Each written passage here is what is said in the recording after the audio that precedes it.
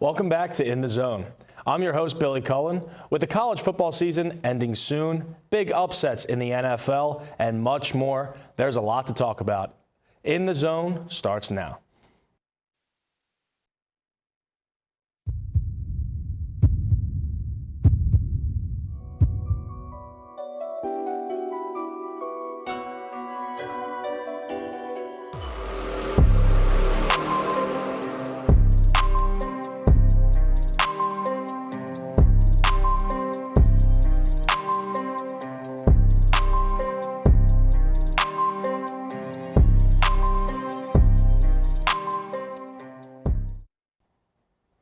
I'm joined today on desk by Ashton and Elizabeth Wicht. This past weekend was a major one for the Buffalo Bills. Josh Allen pulled a huge win again on Sunday, scoring 6 touchdowns, including a 9-yard rush and a 25-yard pass to James Cook.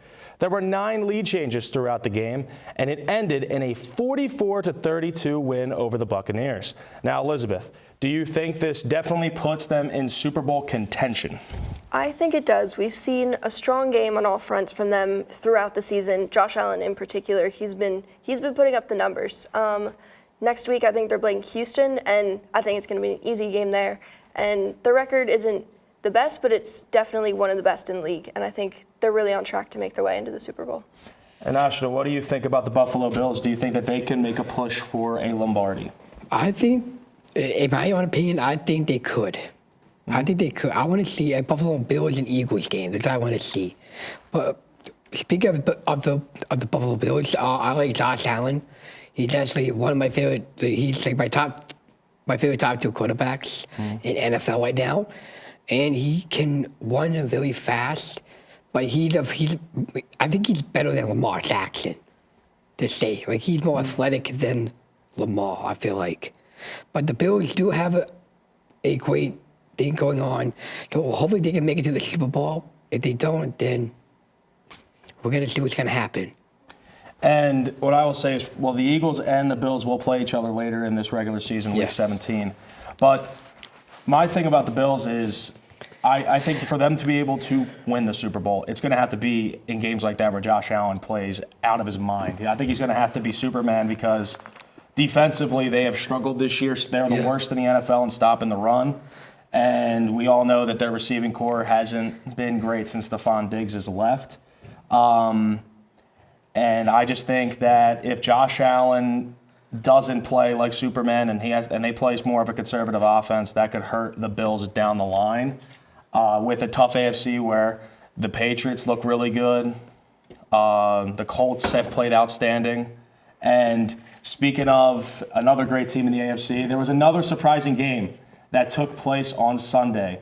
The Broncos managed to steal a big win away from the Chiefs, winning 22-19. That came with the Broncos missing a couple players, notably cornerback Pat Surtain.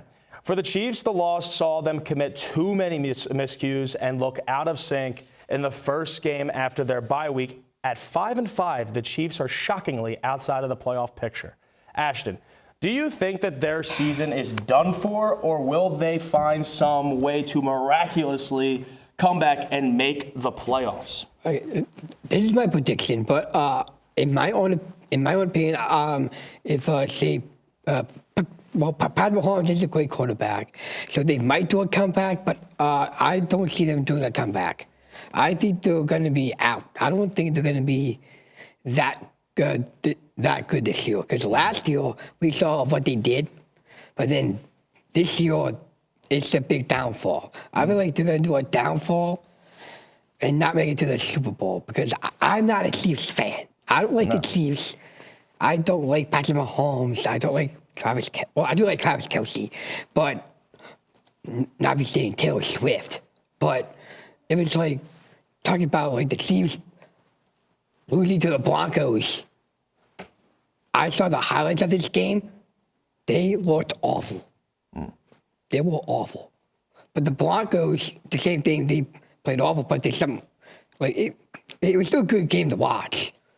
It was still a good game to watch, and I was very happy that the Chiefs lost because I'm not a Chiefs fan. So Not a Chiefs fan as Ashton. Do you feel differently, or do you think the Chiefs are done this year? Well, I'm also not a Chiefs fan, but I think they have potential to come back. They've already gotten even a little bit better than we've seen them in the beginning of the season, and I think they're taking these games and they're learning from them. Patrick Mahomes especially, he's not at his peak performance like we've seen before in previous years, but I think there's always potential for the Chiefs to be what they were before. Yeah. Well, luckily for Kansas City, they do get Denver again on the schedule and the Chargers. Right now, they are, I believe, 2 games back from the 7 seed because Jacksonville has the tiebreaker. That's another big part of this is they don't have any of the tiebreakers with any of the teams in the playoffs. They're 0-5 against playoff teams. Only 2 teams have a worse record against playoff teams. For Kansas City, and we talked about Mahomes, he hasn't played bad this year, but he hasn't been what you expect of what everyone thinks is the best quarterback in the NFL. And then from a defensive spot where you thought against Bo Nix, you weren't going to, you would think that you would make them struggle after they had a bad game against the Raiders at home on Thursday night. And the Broncos, for the most part, moved the ball at will. Bo Nix was incredible in the fourth quarter, which he's been all year long. But do you guys have an opinion on the Denver Broncos this year? We talked about Kansas City, but what about the Denver Broncos, who right now are the #1 seed in the AFC? I'm going to talk about mine first. I feel like the Broncos are a great upset team, I feel like, because we all know the quarterback, Bo Nix. He's going to do a really great job this year. He might be one of my fantasy quarterbacks on my fantasy team. But I don't know yet. But he's a great quarterback that can, and they have a good defense with Patrick Surtain. They have a lot of these great players that can get them movement and some plays. But I feel like the Broncos, when the Broncos beat the Chiefs, I feel like the Broncos had more effort than the Chiefs. Because the Broncos, it's probably going to be an upset team. Also, probably look at the Patriots. But if we talk about the Broncos, I think the Broncos are going to make it to the playoffs. I feel like they're going to make it. I think that's a safe bet as well. He talked about the effort the Broncos made during the game. Do you feel differently or similar as from Ashton? I agree, and I think what surprised me the most about the Broncos is that they follow through. They're strong in the beginning, and they keep going the whole way to the end. They're just becoming a really dominant team that I really wasn't expecting to see this year. And they've been getting better over the years. And I know I used to think of them as, the Denver Broncos, but they're pulling their weight, and everybody on that team is backing up their quarterback, and their defense has been strong as well. So I think those things combined, I don't know if they're a Super Bowl team, but I think definitely making it into the playoffs. 9-2, it's going to be tough for them to not make the playoffs. Now let's send it over to Morrison Gunn for the latest in Marauder Athletics. Morrison? Thanks, Billy. Starting off this past Saturday, the Marauder football team fell to a heavy defeat at home. The Marauders closed out its regular season with a 63-10 loss to the Edinburgh Fighting Scots. They struggled throughout the game, particularly in the first half, leaving them unable to recover. On the men's basketball side of affairs, the Marauders opened up their season with twin games on the 14th and 15th. They started dominant on the 14th with an 82-66 win over the Virginia Union Panthers, shooting 61.7% and forcing 18 turnovers. The men's basketball team did fall on November 15th, suffering a narrow 89-84 loss to the Charleston Golden Eagles. On the other side of the coin, the women's basketball team also got off to a strong start. On November 14th game, they earned a 75-66 win against the Lincoln University Blue Lions. A key performance was 16 points and 17 rebounds from sophomore Bryn Zenter. With basketball being the hot topic, we'll now send it back to the desk to talk about the NBA. Billy? Thanks, Morrison. The NBA has several players under investigation and one arrest due to the betting scandal coming to light. It's been about a month since the scandal broke, and since then the NBA has hired investigators to confirm allegations. Players are being accused of leaving games early and selling non-public information in order to keep odds from paying out. And many players have been asked to turn in their cell phones for investigation as well. Terry Rozier and Damon Jones have already been convicted, with the Lakers coming under scrutiny because of Jones' connection to LeBron. Elizabeth, what is your take on this scandal? I just think, how can you be this stupid that in this day and age with all this technology, it's gonna get out. There's no way you're hiding this. There's no, oh, I didn't know, I wasn't supposed to. We've seen this in players before, like in baseball, they've sold information and you just can't be doing that. It's not how it goes. Yeah, and when you talk about, for Terry Rozier, he was, to what has been put out there, this was about a month ago, he was telling his friends, like, hey, like, I'm just gonna let you know, like, I'm just gonna act like I got hurt and just bet all my unders for the player props, and his buddies make a lot of money. Damon Jones, I'm not 100% sure what he was doing. Obviously, the big one was Chauncey Billups, he was not only telling people, hey, I'm going to sit my players as a head coach in the NBA, telling them I'm going to sit players. He was also in like an illegal poker ring connected with the mob. Mafia, it was just a complete mess. Ashton, what's your take on it? I feel like there's a pretty big scandal going on of what you just said. It's also kind of stupid, obviously, because of like phones. They could be pretty addicting. Like, yeah. They can be pretty addicting. Like, if you take out your phone and say, like, so if you have your phone done like this, and then you hear a notification, you like pick it up and like it's a notification. It's like a notification. It like triggers the person to like, oh, what's this? Like what's going on? Like everybody knows of what they would do with the phone. They put it down, they hear the notification, it goes off. But for the NBA, I don't feel like that's pretty. It is controversial, but there's hearing these scandals about the NBA and doing this stuff is kind of frustrating me a little bit. Yeah. What can be even more concerning about this entire situation is if this is just in the NBA. What is going to happen with the MLB? The MLB has had betting scandals in their history. The NFL, like with the player props, that's obviously a big part of it. Maybe within the NHL. Maybe it's not even just team sports. We also saw in the UFC a fighter was arrested during a pay-per-view event. How do you think this will affect sports gambling down the line? Because there has been talks about that the player props are going to be taken out of these, FanDuel and DraftKings, for example, so that there will be no issue with this and no ability to be able to bet unders or overs on players. Mm-hmm. I think it really is a shame because you have to put your trust in the fact that people aren't going to do what they're not supposed to. And like you said, with Damon Jones, I believe he was selling non-public information. And with so many people in the NBA and just all across team sports, there's so many people, so many ways it can leak.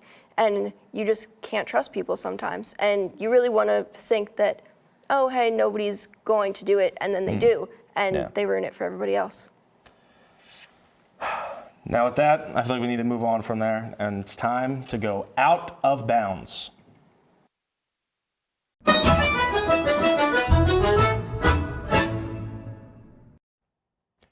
This week on Out of Bounds, where we look at strange, unique, or funny sports and sports moments. We're taking you back to an English television show from the popular English show Top Gear. First airing in 1977 on BBC, and then later made a revival in 2002. In this revival, Jeremy Clarkson and Andy Willman reviewed cars and attempted challenges, races, and everything that put different vehicles to the test. The show is known for its humor and wit, and in this particular episode, we're looking at possibly the greatest sport of all time. Supermarket sweep, but in race cars. Let's take a look. Good. Yes. 3, 2, 1, go. That's a vigorous start. Here we go. And into the turn. It's a back crash. Oh, no! That's a couple of seconds off there. Yeah, I'd say so. Things have gone literally I've hit the luxury toilet tissue! And some bread. Yes, I just hit some... Oh! Oh, no! I've got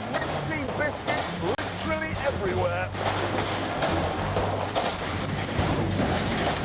Oh, God above. Well, it is a quick time now, but it possibly won't be once we've added on.